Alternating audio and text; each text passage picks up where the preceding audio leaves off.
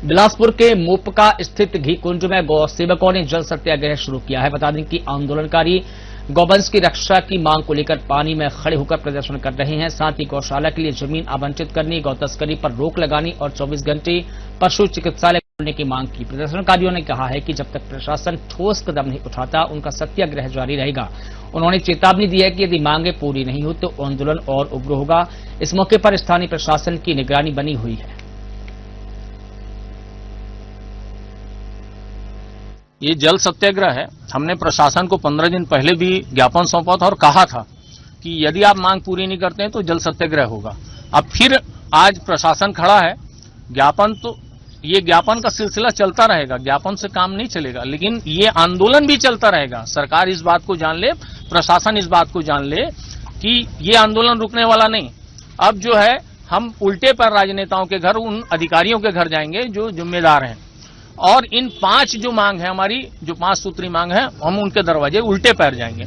इसके बाद में सारे गौवंश को ले जाकर के हम उनके घर के दरवाजे पर रख देंगे। तो इस प्रकार से चरणबद्ध तरीके से और भी है आंदोलन निरंतर चलते रहेंगे जब तक आप इन मांगों को पूरी नहीं करते हैं। भाई साहब, खूटी घाट मवेशी बाजार जो है वो गौ तस्करी का सबसे बड़ा केंद्र, आप उसको बंद करिए। जो गौ तस्कर है उनके खिलाफ आप संपत्ति कुर्क करिए। 24 घंटे वेटनरी विभाग में कम से कम एक हॉस्पिटल तो खोलें। 100 हॉस्पिटल होते हैं पूरे बिलासपुर में वेटनरी विभाग के, एक हॉस्पिटल आप 24 घंटे के लिए खोलें। लापरवाह डॉक्टरों की बार बार हमने शिकायत करी, लेकिन आप उनको बर्खास्त नहीं कर रहे, पता नहीं आपके दामाद हैं। तो निरंतर इन सभी चीजों को लेकर के हम ज्ञापन सौंपते हुए आ रहे हैं, लेकिन कोई भी किसी प्रकार का कोई रुख नहीं है।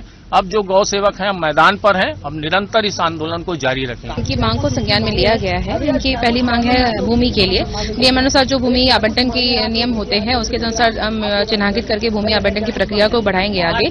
और इनके अन्य जो पुलिस प्रशासन से जो मांगे हैं, मैं सर से चर्चा करके हम लोग उस पर सकारात्मक कदम जरूर उठाएंगे, ये आश्वासन देती हूँ।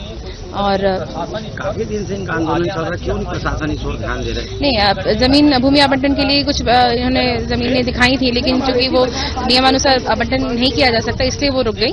अन्य जगह पर भी हम देख रहे हैं, जैसा भूमि मिलेगी उसे उपयुक्त में भूमि मिलेगी, आवंटन की जाएगी।